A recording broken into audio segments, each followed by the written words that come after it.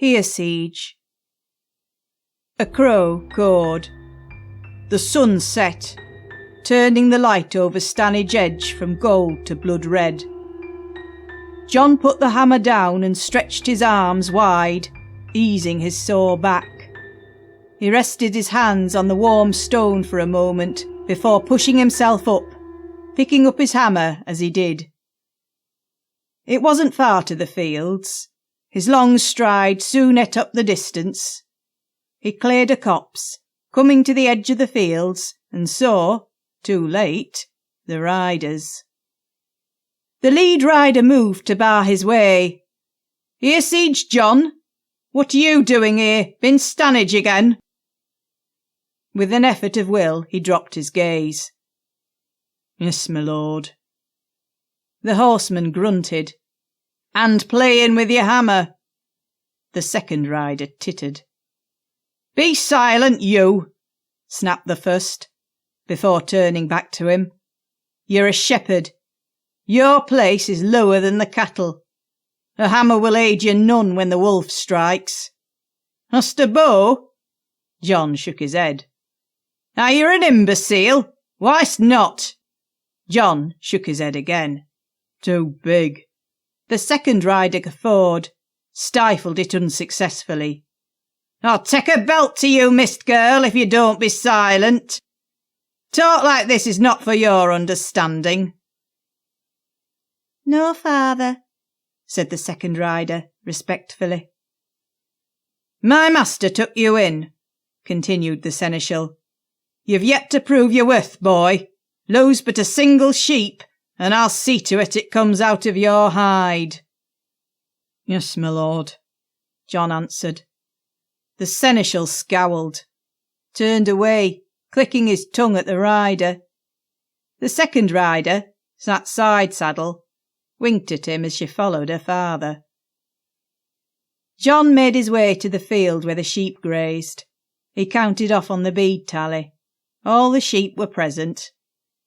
The shepherd's hut, his accommodation during the cold nights, was 3.5 walls of stone, an open doorway hung with a motley of furs and wools that he had found. Rabbits provided scant eating, but with each he caught, the motley grew in length or thickness. Within was a single room, the ash of a fire in the middle, twigs to branches stored against one wall, a rough collection of furs and pelts softening the earth for when he could no longer stay awake. John placed his hammer by the door, retrieved the stave from the cord of wood, and leant it against the outside wall by the doorway, close and ready if needed. He built the fire quickly, using flints until the kindling caught.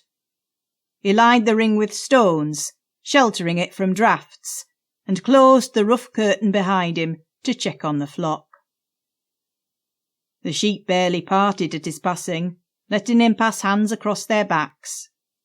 He made his way slowly to where a stand of trees edged the stone wall, freed himself and pissed along the wall, marking it as his territory. John skirted around the field rapidly, running his hand along the wall. He returned to the hut, building the fire up. Night had truly fallen, the blue-purple fading from the sky. He moved to sit with his back to the hut, the curtain closed. He could feel the faint warmth, could see the sheep in the dark, and half-lidded his eyes, watchful for movement. After a while, movement came. From the road which led to the settlement of Hereseige, a figure stooped, running a few steps then pausing, before running again. John grinned, picking up the stave.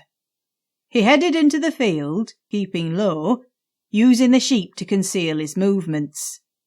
The figure looked around nervously before entering the field. They were slight.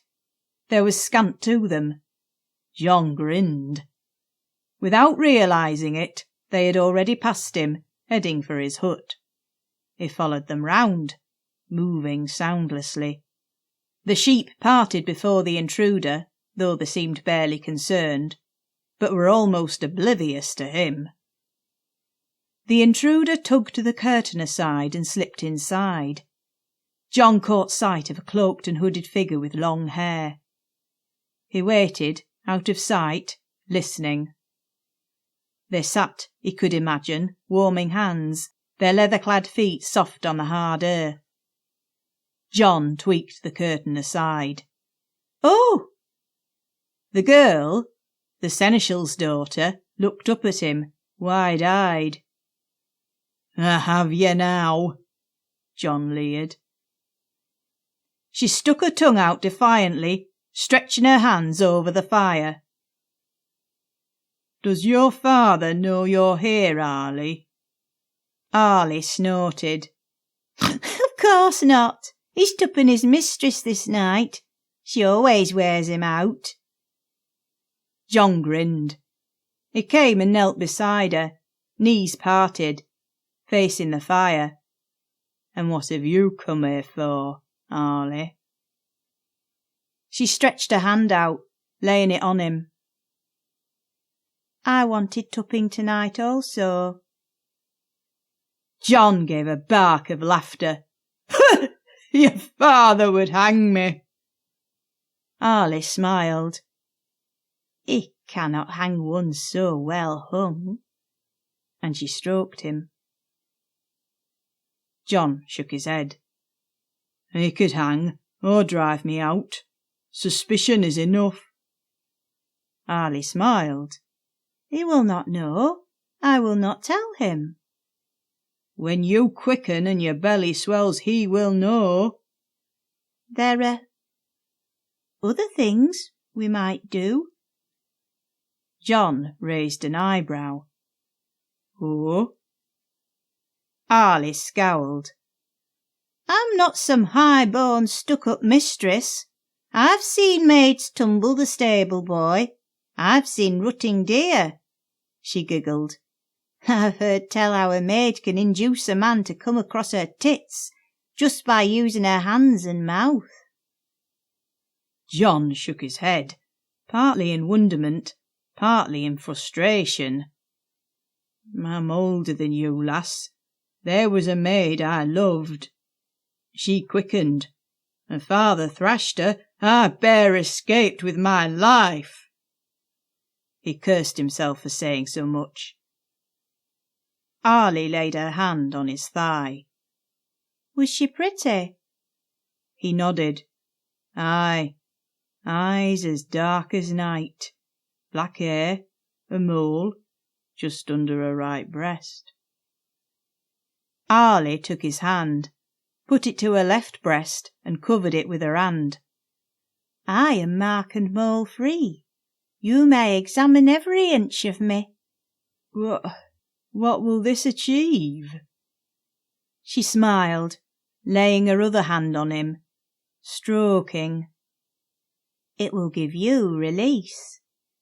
It will give me forbidden secret pleasure to hold close when my father roars. I want something for myself, truly, before I'm married off." "Am I your first?" Arlie blushed a little. "Of course. Well—" She trailed off. "Well?" John prompted. "Well, I've kissed the stable boy, and he groped me, but he stank of goat, so I pushed him away." John grinned. "Lose your skirts and your underthings."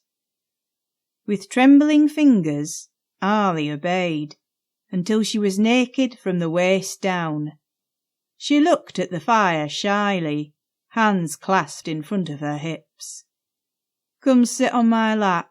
Have no fear." Arlie complied. He rested one hand low on her belly. "I will not penetrate you. Your husband will. If there is no blood, he will know. But—" He placed one finger at the top of her cunny, gently testing until he found that which moved, even to his gentle touch. He rubbed it softly, and Arlie drew sharp breath. "What?" she gasped. It is where my Rose liked to be touched." He pictured Rose for an instant, lying there in the flickering firelight. Life had been good then, even if the best of it was clandestine. He had touched her there innumerable times, had traced her cunny with his tongue before piercing her velvet inlet. The sound she had made as she had grabbed his hair, as if she could pull him deeper inside her. Arlie panted, groaning, leaning forwards, gasping and crying out, and, finally, pushing his fingers away. "John," she panted, looking at him, her cheeks aglow and not from the firelight. "I would see you." John complied. Even were she Rose reborn, or his wife, she was not compatible. She was a maid. Arlie gasped, licking her lips. John took her in his arms and kissed her softly. She returned the kiss, half distracted. "Bare your breasts and lie down, sweet Arlie." She complied. Her breasts were fair appointed, like two little mountains, laced with snow. There was dew upon her velvet. It would be a moment's loss of determination to plunder her velvet inlet. He knelt astride her, positioning himself in the valley of her bosom. He cupped the outer sides of her breasts, pushed them a little so that he was held snug within her soft skin. He began moving his hips, thrusting between. She looked up at him, smiling. He gripped tighter, thrusting until the dam burst and he half fell atop her, gasping. Arlie stroked his flanks. "You have given me quite a bit, John," she said softly. "Have you any left for later?" Outside, a sheep bleated.